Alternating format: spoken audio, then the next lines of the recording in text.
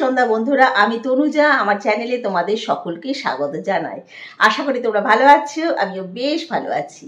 এখন বাজে প্রায় 7:30 বাজতে চললো, সন্ধ্যে 7:30 প্রায় বাজতে চললো। আজকে হচ্ছে সোমবার। এখন থেকে আমি আমার ব্লগটা শুরু করছি। এখন যাব একটুখানি নিচটায় হাঁটতে। হাঁটতে মানে সেইভাবে হাঁটা নয়, পায়চারি। শরীর খারাপ হওয়ার পরে না এত উইকনেস হয়ে গেছে, ওই জন্য আমি সেইভাবে এখন আর হাঁটছি না। বেশ কিছুদিন গ্যাপ দেবো, যখন ফুল এনার্জি চলে আসবে তখন আবার হাঁটা শুরু করব।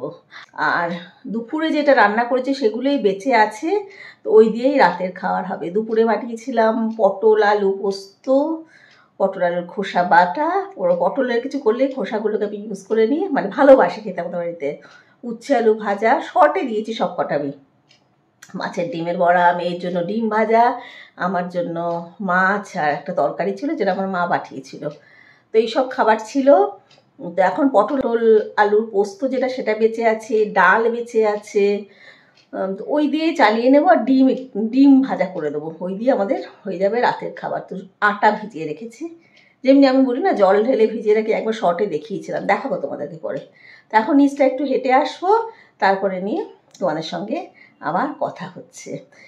সুইমিং পুলে জলটা দেখো কত টলটল করছে, আলো পড়ে দারুণ লাগছে।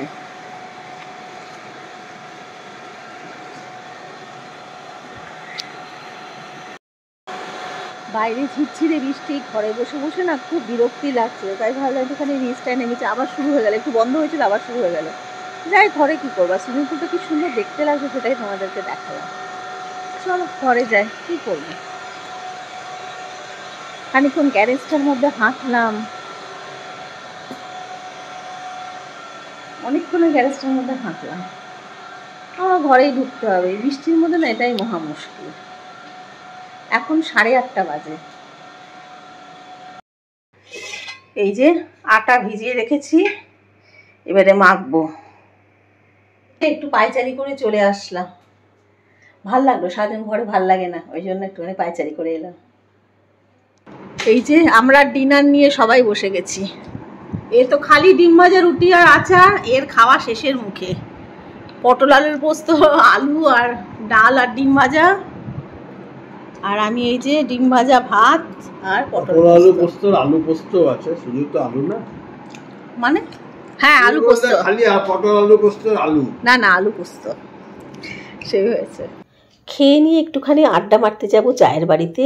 আমি, আমার যা আর আমাদের এক বান্ধবী আছে আমার পাশেই থাকে, 3 জন মিলে আড্ডা মারবো। তো আজকের মতো তোমাদেরকে শুভরাত্রি, কাল সকালে আবার দেখা হচ্ছে তোমাদের সাথে। সকালে চা নিয়ে বসে গেছি, আমরা একটু দেরিতে ঘুম থেকে উঠি। তো সকালে চায়ের সাথে টিভিও দেখা হচ্ছে, টিভিতে সারেগামাপা। তো আমাদের 3 জনেরই এটা খুব প্রিয়। তো তখন দেখি না সন্ধেবেলায়, পরের দিন সকালেই আমাদের দেখা হয়। লিকার চা, থিন অ্যারারুট বিস্কুট আর সঙ্গে সারেগামাপা। আজকে জলখাবারে ভাবছি আলুর পরোটা বানাবো। আলু সেদ্ধ করে রাখা ছিল ফ্রিজে, সেটা দিয়ে মেয়েকে আর বরকে আলুর পরোটা বানিয়ে দিলাম।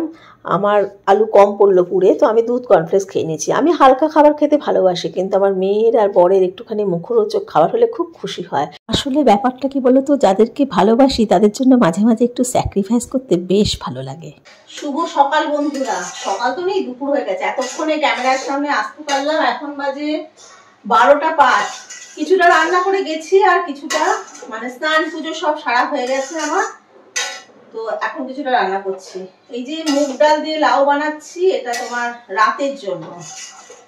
লাউ খোসা ভেজে রেখেছি, একটুখানি সোয়াবিনের তরকারি বানাবো। সকাল থেকে না আসার আর সময় পাই না, এত কাজের চাপ যে এসে উঠতে পারি না। আমি ভাবলাম সব সেরে নিই, তারপরে তোমাদের সামনে আসবো।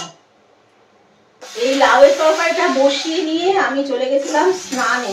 এটা কড়াইতে করলেই বেশি ভালো হয়। আর লাউয়ের খালি একটি প্রিপারেশনই আমার বর খায়, মুগ ডাল দিয়ে লাউ শুকনো শুকনো করে, আর কোনো প্রিপারেশন করতে চায় না। আর আমার ভাল লাগে লাউ চিংড়ি, লাউ বড়ি দিয়ে। তো বানাই না নিজের জন্য, আলসেমি করে।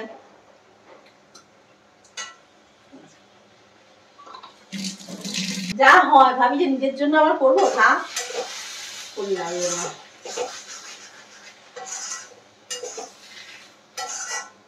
এটাকে তুলে নি, এটা রাতের জন্য তো।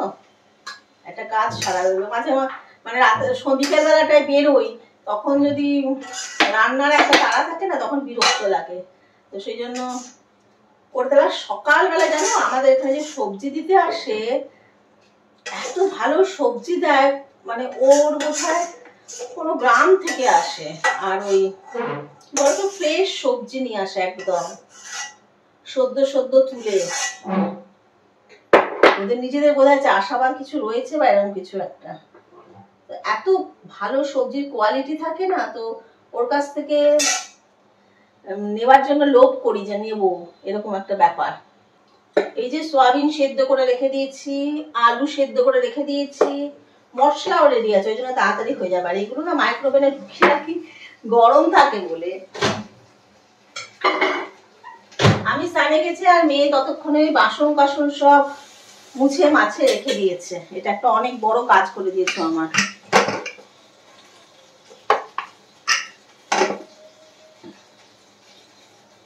চল রান্নাটা সেরে নি ফটাফট, আবার তোমাদের সঙ্গে গল্প করবো।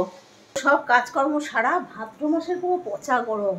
আর এক লট কাপড় ধুতে দিয়েছি, একটা কালকে রাতেই ধুয়ে রেখেছিলাম, সেটা সকালে মেললাম, চুলগুলো দেখো পুরো ভেজা, ভীষণ গরম লাগছে, পুরো ভাদ্র মাসের পচা গরম। এখন একটু বসবো, একটু ফোন টোন করবো, কাজ তো সব শেষ। তারপরে নিয়ে খাওয়া দাওয়া তো 1টা পৌনে 2 নাগাদ হয়, 1টা তো হয় না, প্রায় 2 বাজতে চলে। খাবার নিয়ে বসে গেছি বন্ধুরা। মেনুগুলো দেখিয়ে দিই। লাউ খোসা ভাজা, সোয়াবিন আলুর তরকারি, আলু পটলের খোসা বাটা কালকে বেঁচেছিল সেইটা, মুসুরির ডাল পেঁয়াজ দিয়ে, আর এটা হচ্ছে রাতের জন্য মুগ ডাল লাউ দিয়ে। এই হলো আজকের মেনু। কালকে সন্ধ্যেবেলা ব্লগটা শুরু করেছিলাম, আজকে এখন শেষ করে দেবো। তোমরা যেখান থেকে আমার ভিডিও দেখছো, তোমাদের সকলকে আমার আন্তরিক ধন্যবাদ জানাই। তোমাদের যদি আমার ভিডিও ভালো লেগে থাকে তাহলে প্লিজ সাবস্ক্রাইব করো, লাইক করো আর শেয়ার করো। কি হচ্ছে, আগে মাঝখানে কদিন আর সব কাজ দেখাচ্ছিলাম না, আজ থেকে আবার মোটামুটি দেখাবার চেষ্টা করছি। কিন্তু রান্না আর কি দেখাবো, তেমন রান্না তো সব জানোই তোমরা, এগুলো যেগুলো নতুন থাকে সেগুলোই দেখায়।